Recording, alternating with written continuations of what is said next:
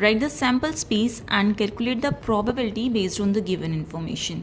ये कुछ parts given है, हमें इनका सैम्पल स्पेस लिखना है और प्रोबेबिलिटी कैलकुलेट करनी है।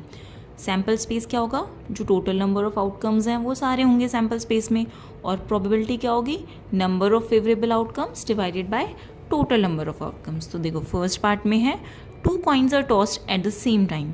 What is the probability of getting at least one head? सबसे पहले हम इसका सैम्पल स्पेस लिखते हैं। देखो 2 कॉइन्स है हमारे पास, तो सैम्पल स्पेस क्या क्या हो सकते हैं। सैम्पल स्पेस को सबसे पहले हम एस से डिनोट करते हैं, और सैम्पल स्पेस लिखने का तरीका क्या होता है, कर्ली ब्रैकेट्स लिखेंगे, कर्ली ब्रैकेट्स में सारे आउटकम्स लिखेंगे और उनको हम कॉमा से सेपरेट करेंगे। तो 2 कॉइन्स है, तो दोनों में या तो हेड आ सकता है, या एक पे हेड आ सकता है, एक पे टेल आ सकता है। फर्स्ट पे टेल आ सकता है, सेकंड पे हेड आ सकता है, या फिर दोनों पे टेल्स आ सकता है।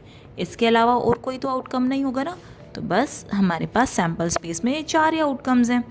तो यहाँ पे नंबर ऑफ आउटकम्स यानी कि NS कितना हो गया, 4। टोटल नंबर ऑफ आउटकम्स 4 हो गए।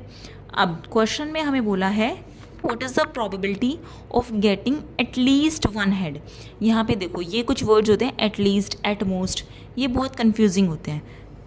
एटलीस्ट का मतलब है कम से कम एक से ज़्यादा कितने भी हो सकते हैं, लेकिन एक तो होना ही होना चाहिए, ठीक है।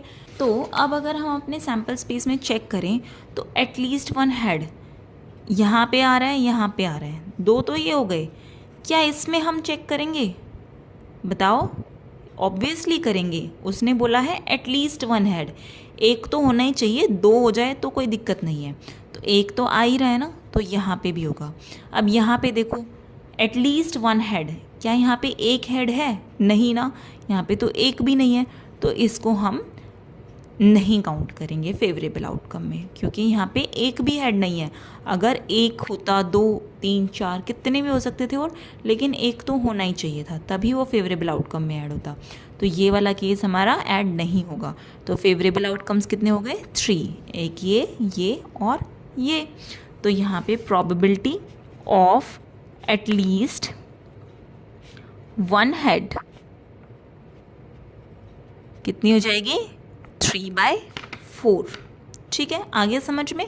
3 क्यों लिया, क्योंकि एक हेड कम से कम हमें चाहिए था, 2 हैं तो कोई दिक्कत नहीं है, बस एक तो होना ही होना चाहिए। ओके, सेकेंड पार्ट में पूछा है 10 identical cards numbered 1 to 10 are placed in a box.